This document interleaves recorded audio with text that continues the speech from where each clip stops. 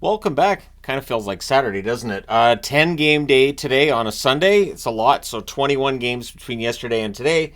So we're steamrolling towards the end of the season. There's just 2 games tomorrow, and I'm going to be at one of them. So tomorrow's going to be a little bit different, and I'm looking forward to that. That should be fun, watching the Kings and the Canucks live. All right, so we're going to start things off looking at the New Jersey Devils and the New York Islanders. The Tony the Tiger Magnets on the board, and rightfully so. Kakinen versus Sorokin. I'm going to be completely honest. At the start of this, I was like, man, that's a mismatch. Sorokin's a better goaltender than Kakinen. But little did we know how this was going to turn out. So, crossbar for Jack Hughes early. The Devils press at 2 minutes. Hischier's denied and close. The Devils press 7 minutes in. We get a power play for the Islanders. Engvall's denied. It becomes 2 seconds of 5-on-3. Barzal's robbed. It's cleared out after. Everything's killed off there. And it felt like that was kind of a turning point. Shots are 9-3 for the New York Islanders with 6 minutes left. With 2:12 left, the Devils draw a power play. That becomes 37 seconds of 5-on-3. There's a shorthanded Pelech fast break. That gets saved. And then we have a minute and 15 seconds of 5-on-3 with 3.2 seconds left. So, it's 0-0 after 1, but there's a lot that happened. Second period. During the 5-on-3, Meyer begins his Gordie Howe hat trick with a goal from Jack and Luke Hughes at 38 seconds. So the Hughes brothers combining on an assist yet again. And he tips that one, and it was a good cycle. The Islanders kill off the 5-on-4. However, on a 2-on-1 rush, Jack Hughes gets a goal to go with his assist. Meyer and Bratt with the assists at 2:57. So that makes it 2-0 for the Buffalo Sabres. Dobson has a one-timer that's held, and the shots are 9-1 for the Devils at 5 minutes. At 6:12, Holtz scores from Nemitz, cross-crease pass and buried. So it's 3-0 for the New Jersey Devils. The Islanders call a timeout. Patrick Waugh right to call the timeout there.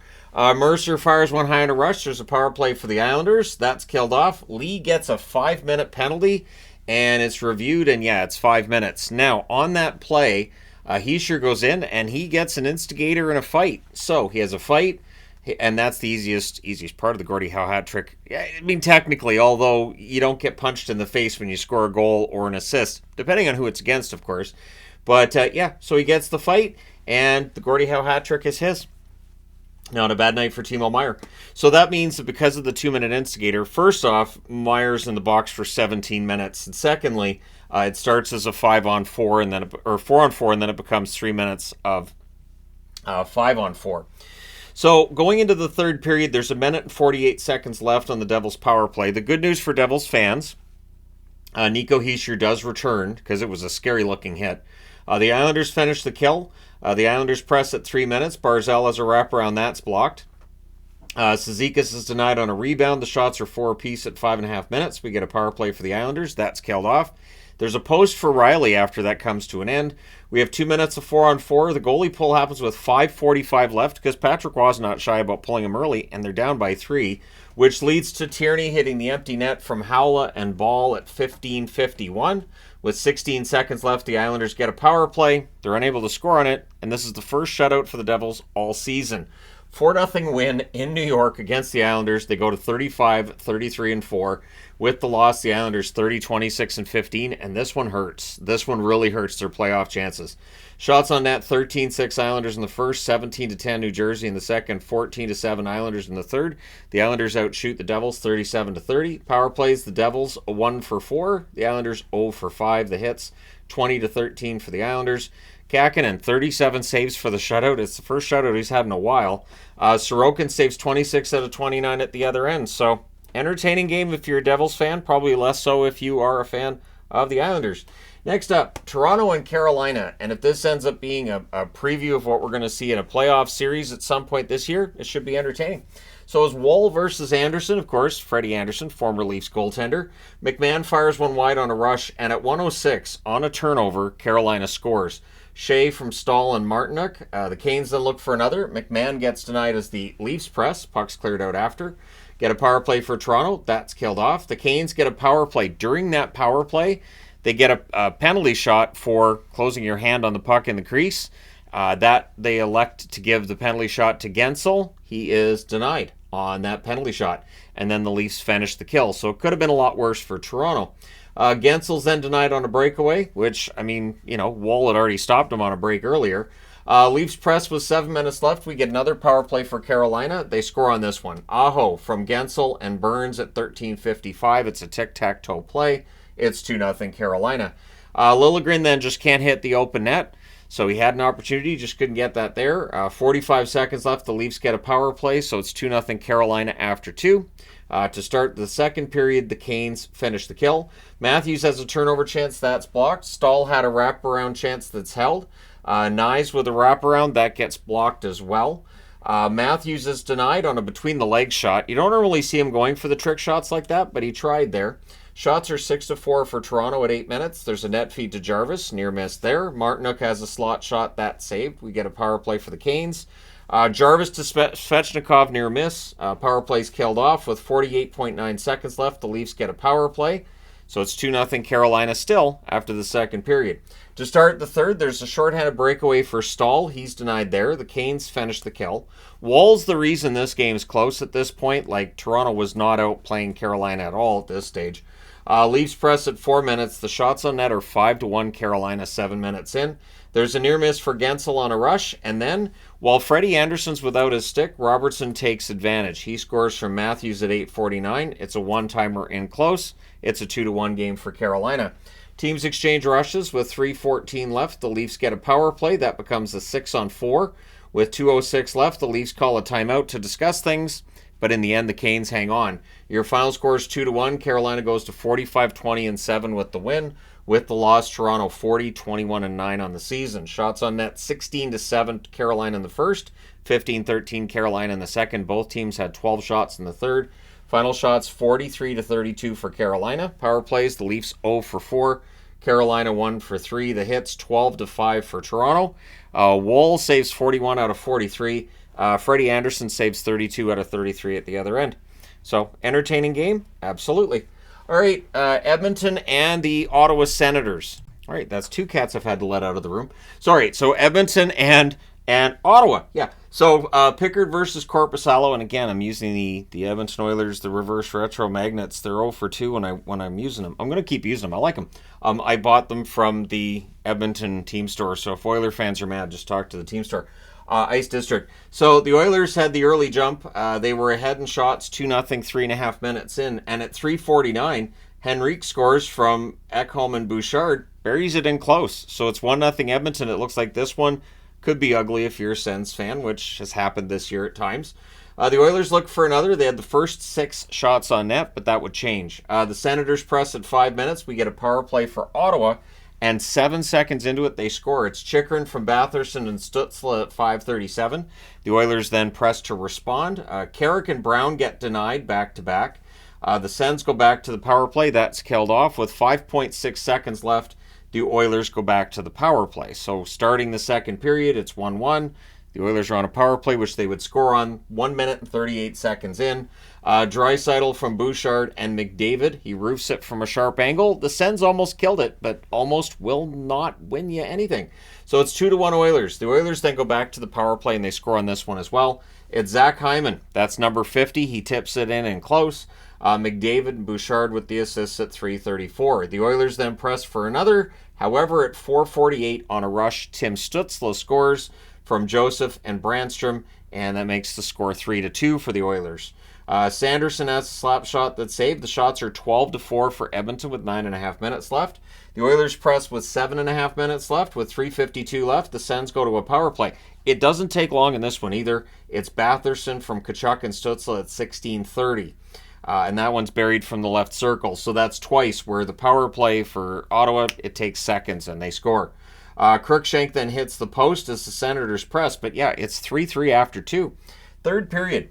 Early Oilers power play, that's killed off. There's a near miss for Fogle as they press. The shots are 3-0 Edmonton at 4.5 minutes. Edmonton controlled large swaths of this game. The Oilers press at 8.5 minutes. Bouchard to McDavid. There's a near miss there. Nugent Hopkins is denied from the slot. Shots are only 4-1 for the Oilers with 6 minutes left. So not a lot of shots. Only one between 4.5 minutes and when there's 6 minutes left. So the Sens doing a good job of shutting things down a bit. With 3:12 left, the Sens go to the power play and they score on it. And it's at 16:57. So again, it's early. They scored 3 power play goals. They only had 3 shots on the power play. They were all very early. It's Chychrun from Batherson and Tkachuk. So for Chychrun, that's 2 goals in the game. Suddenly the offense is back. That makes it 4-3. 1:22 left. The Oilers call a timeout. Goalie's on the bench. And Parker Kelly hits the empty net. Giroux with the assist at 19:22. It's a shocker. The Oilers lose in Ottawa 5-3. The Sens go to 30, 36, and 4. The Oilers 42, 23, and 4 with the 5-3 loss. Shots on net 12-5 Edmonton in the first, 18-7 Edmonton in the second, 5-4 Edmonton in the third. They outshoot Ottawa 36-16. Power plays 2 for 3 for Edmonton, 3 for 4 for Ottawa. Hits 26-17 for Ottawa. Pickard saves 11 out of 15. Korpisalo saves 33 out of 36. So, again, entertaining game for me to watch just as a neutral observer, but I can imagine Oiler fans probably not happy tonight. All right, Florida and Philadelphia. So Florida was not getting swept in this season's series. They made that clear. It's Stolarz versus Sandstrom. The Panthers had the lone shot 4 minutes in. Konechny has a net drive that's blocked. The Flyers get a power play. Did it suck? Yep, didn't score. And then at 10:33 on a 3-on-2, Reinhart scores from the slot from Lundell and Montour. We get a power play for the Panthers. There's a near miss for Tkachuk. That power play is killed off. Flyers get a power play. Did it suck? Yep, didn't score. Not much going on there. In fact, in their first 4 power plays, Flyers managed a total of 3 shots. There's a press by Philadelphia after their power play ends. With 2:14 left, the Panthers get a third power play. That didn't score either. So things are huggy at the horn. Panthers come out of that with a power play because you got to watch the hugging at the horn. At any rate, it's 1-0 Florida after 1. Second period, there's a shorthanded 3-on-2. There's a near miss for Sanheim. Puck goes the other way, and at 55 seconds, Tarasenko on a tic-tac-toe play scores from Reinhart and Montour. That's Tarasenko's first in a bit. Panthers press at 2.5 minutes. There's a near miss for Bennett in close. Ekman-Larsson's denied. Flyers clear after that. Frost is robbed on a 2-on-1 rush. The Flyers do get a power play out of it, though, so it's killed, and the Flyers are 0 for 4 because their power play is 32nd best in the league of 32 teams. The Flyers press to close it out, but it's 2-0 Florida after 2. Third period. Panthers press at 1.5 minutes. Farabee's denied as they get some more pressure, and then Florida scores on their first shot. It is Verhaeghe from Bennett and Montour at 4:43, and that one went in off Sandstrom's glove on a rush. So Verhaeghe ice cold for a while, but now he's got goals in back-to-back games.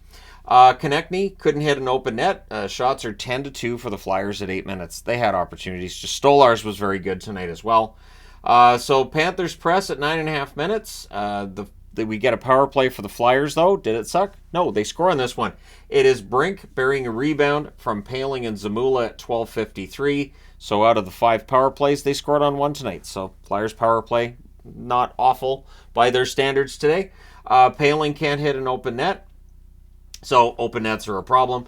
The goalie pull happens with 3 minutes left. 2:18 left. The Flyers ice the puck. Paling's stick dies trying to take a shot. It's cleared out off of that. So it's just one of those plays where, the guy's stick, it just throws the whole thing off. And then it's an empty netter. And it's Sam Reinhart. It's the 50th goal of the season. He joins Pavel Bure as the only 50 goal scorers in the history of the Florida Panthers. Luostarinen with the assist at 18:48. And so your final score in this one's 4-1 for the Florida Panthers. They go to 46-20-5 with the needed victory. The Flyers 36-27-9 with the loss. Shots on net 7-4 Philly in the first, 9-7 Philly in the second, 17-4 Philly in the third. They outshoot Florida 33-15. So both of these games, you have goaltenders with kind of rough stat lines. You have Pickard with 11 saves on 15 shots here, and over here you got Sandstrom with 11 saves on 14 shots. So the power plays, Florida 1 for 2, Philadelphia 1 for 5. The hits 39-32 Florida. Stolarz 32 saves on 33 shots, and as mentioned, Sandstrom with 11 saves on 14 shots. That being said, I need to change boards. All right, so Dallas and Arizona. It was Jake Ottinger versus Connor Ingram in this one. Early press by Dallas. There's more pressure by them, but they weren't getting shots at this point. In fact, their first shot goes in the net at 4:21. It is Ben from Johnston. It was a one-timer from the slot. Not much chance for Ingram there. It's 1-0 Dallas.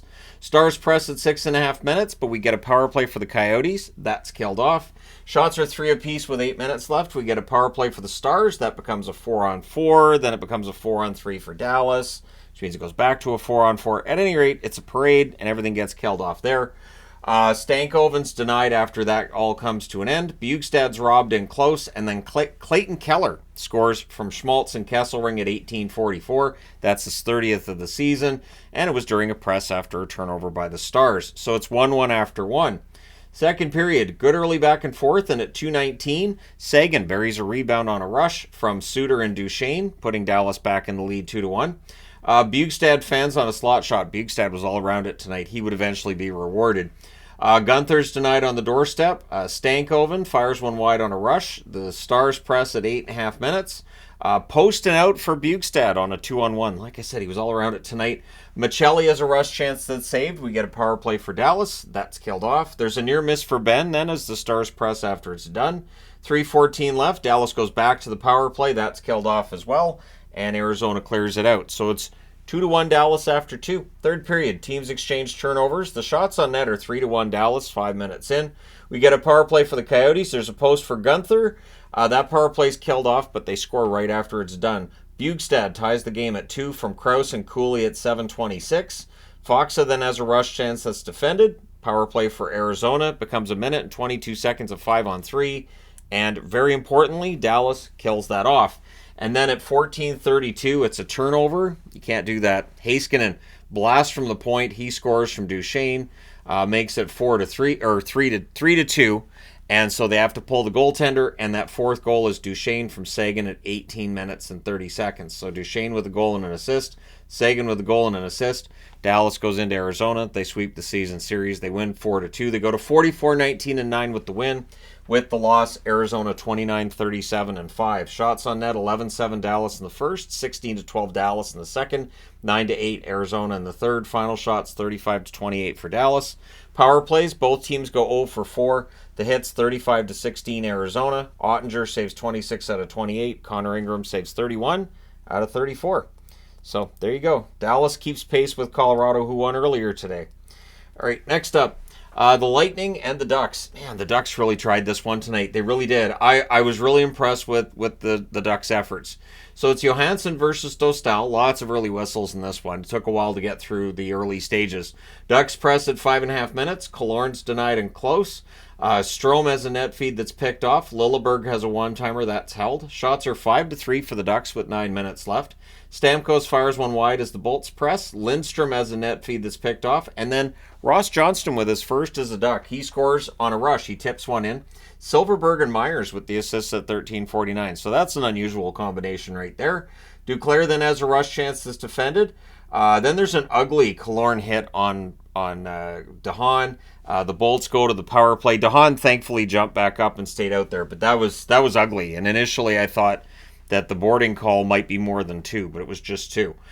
Things are pushy at the horn, understandable. So at any rate, that power play does get killed off of sorts in that it becomes 4-on-4 with 3:11 left. Everything's killed off. Then it's pushy at the horn.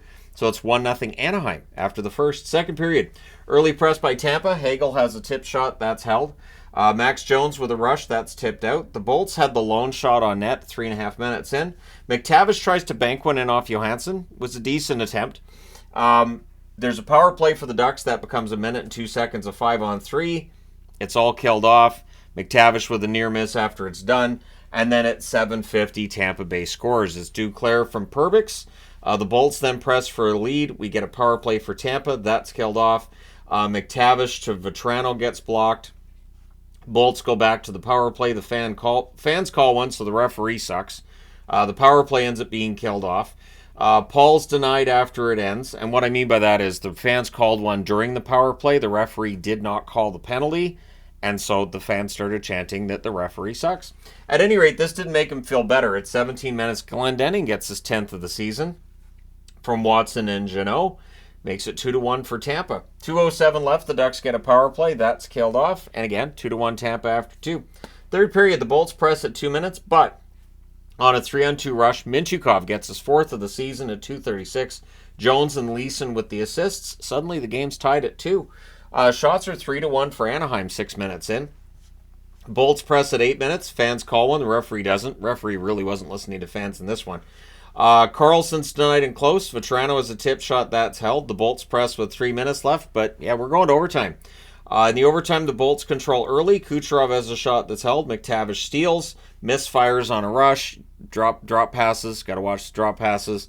It's turned over. Cirelli scores from Hagel on that turnover on a rush at 59 seconds. And so Tampa Bay gets the 2 points. They win 3-2 in overtime against Anaheim. They go to 39-25-7 with the win. With the overtime loss, Anaheim 24-43-4. Shots on net. Favored Anaheim most of the way. 8-5 in the first, 12-11 in the second, 12-10 in the third. Tampa Bay had both shots in the overtime, including the one that counts. Final shots 32-28 for Anaheim. Power plays Tampa Bay 0 for 3, Anaheim 0 for 4. The hits 31-18 for the Bolts. Johansson saved 30 out of 32. He's had a very good year in Tampa. Dostal 25 saves on 28 shots. And I just mean like Johansson compared to what might have been expected. I think he's been good.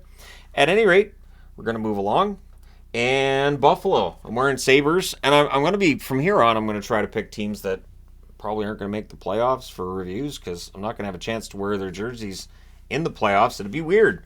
You know, here's a review for Vancouver and Vegas, and I've decided to wear Buffalo. Why?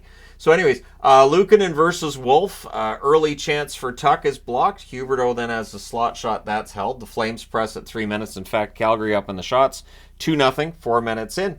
And then Krebs on their first shot, Buffalo scores. Yep. From Rushek at 4:53. And this was kind of a storyline in 3 of the 4 games on this board, that first shots end up going in the net. Sabres press for another. There's another press by the Sabres with 6 minutes left. Kuzmenko has a shot that's kicked aside. Shots are 8-7 Calgary with 5 minutes left. Anderson to Huberdeau. There's a near miss there. It's 1-0 Buffalo after 1. Second period, the Flames press are kept to the outside. The shots are 2 apiece, 4.5 minutes in. Flames press at 6.5 minutes. There's more pressure by the Flames at 8 minutes. Clifton then has a slap shot. That's held. We get a power play for Calgary. There's a post for Sharangovich, and then Huberdeau tips one in. And, well, it's tipped in by Power, but Huberdeau was one that threw it at the net, and Power tips it in. It was a nice tip, 5-hole. So Huberdeau gets the goal from Sharangovich and Miramanov at 10:35, and this is where I realized Calgary's pulling a Vegas. They've got all the guys with really long last names. What the heck? Anyways, it doesn't fit on the board. So Pospisil's then denied on a fast break as Calgary's looking for the lead. Thompson has a rush chance that's saved with 2:18 left. The Sabres go to the power play. That's killed off. It's 1-1 after 2. Third period, early chances for the Flames. The Flames end up getting a power play. There's a shorthanded rush by Cousins that helps kill some time. That power play does get killed off. Tuck has a rush chance that's saved. The Sabres press at 3.5 minutes. 5 minutes in, the shots are 4-3 Calgary. Byram has a shot that's blocked. It's cleared out. Flames press are kept to the outside, and then a good forecheck leads to a goal. It's Peterka from Thompson and Tuck at 11:04. Peterka buries that one in close. No chance for Wolf there. It puts the Sabres ahead 2-1. Back-to-back icings by the Sabres. In fact, they had a bunch of icings, and I thought, eventually this is going to cost them. It didn't. Flames press with 3.5 minutes left. They would pull the goalie with 2:22 left after an icing call. 1:22 left. There's a neutral zone face-off, so they have to put the goalie back in. He came back out as soon as the face-off was won. And Thompson hits the empty net at 19:15, steals it at center ice and gets it done. And then in 19:58, Clifton hits the empty net again. Luukkonen with the assist. It's his first NHL point. Kudos to him for that. And the Sabres win 4-1. They go to 34-33-5 with the win. With the loss, Calgary 33-32-5. Shots on net, 11 apiece in the first, 10-8 Calgary in the second, 12-10 Calgary in the third. Final shots 33-29 for the Flames. Power plays Buffalo 0 for 1, Calgary 1 for 2. The hits 13-12 Calgary. Luukkonen saves 32 out of 33 and Wolf saved 25 out of 27. So again, it's an entertaining game for me, just watching from the outside. If you're a Flames fan though, probably a frustrating night, although you'd understand they're not going to make the playoffs anyways, right? At what point does it turn from, well, it sucks that we lost, to, you know what, if it gets us a better draft position? Like, we're almost at that point in the season, aren't we? All right, that being said, last game of the night, Montreal and Seattle. So this is another one where the team that got outshot badly wins. It's the third example of that. There's no other examples of that on this board, right? No. The team with a ton of shots doesn't win. So it's Primo versus Grubauer. Early jump for Seattle. In fact, the shots are 4-0, 3.5 minutes in, and at 4:18, Guhle ends up being credited with a goal. It was originally given to Slafkovsky, but it's Guhle's goal. It just goes through Grubauer. It's the first shot. Caulfield and Suzuki with the assists. So it's 1-0 Montreal. Kraken pressed to respond, but at 6:21, Newhook has one that deflects past Grubauer. That's the second shot on net. So Guhle and Pezzetta with the assists.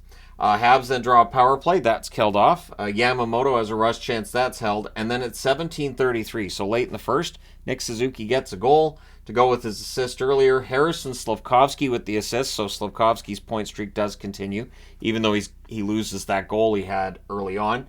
And at 18 minutes, so 27 seconds later, Newhook gets the second goal of the period. He gets that from Gallagher and Guhle. So Guhle with 3 points in the first period, and that ends the night for Philip Grubauer. Decord's in the net. It's 4-0 Montreal after one. Second period.